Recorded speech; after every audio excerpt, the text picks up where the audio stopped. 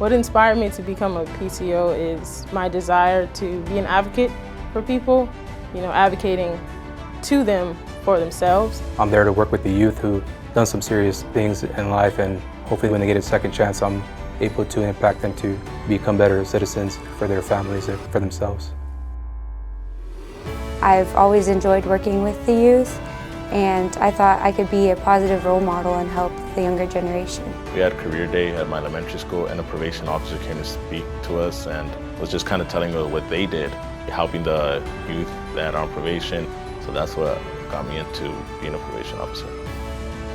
What inspired me to become a PCO is I've always wanted to work with troubled individuals. We don't see their struggles and what they had to endure when they were growing up. Maybe they just made honest mistakes, and I think we can help them learn from that. I'm hoping to make a difference, even in just one youth.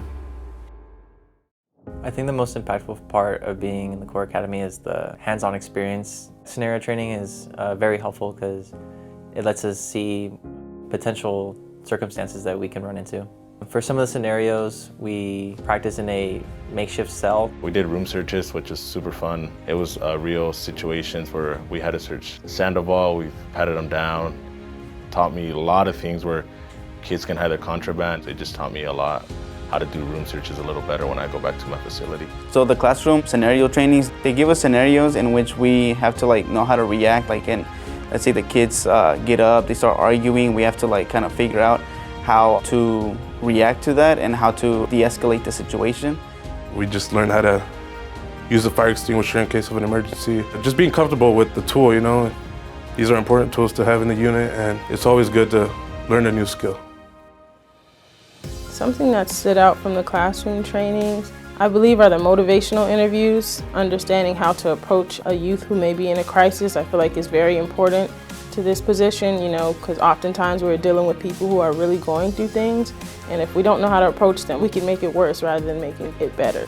The class where we learned about the gang task force, I believe is very useful to learn, especially all the different gangs. That plays a very big impact on the youth that do come in the facility, especially when you do have youth that are rival gang members. I think the mental health one that we're actually doing now, it's really stood out to me.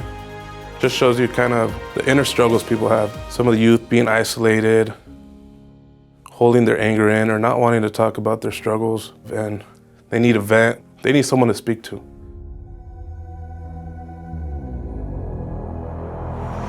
My favorite part of Core Academy has been the defensive tactics and the physical training. I've enjoyed just being in that team atmosphere, cheering each other on to do our best, and really pushing ourselves to do our best each and every day and work hard. The most impactful part of Core has been self-defense tactics and how to de-escalate a situation. For example, when you're talking to a youth, even though he raises his voice, try to be calm so you can be able to talk to him and don't let your demeanor change. We have great instructors always pushing us, making sure we're good, but also giving us that extra push to test our limits, and keep growing from there. What it means to be a PCO is understanding that we're in a position to hold people accountable while also recognizing that not everyone starts in the same place. So it's our job to provide them with the tools to hold themselves accountable as well. Because we're literally helping them with every single detail, from basic stuff such as hygiene to even schoolwork. To me, it's just you're becoming kind of a parent figure to these youth.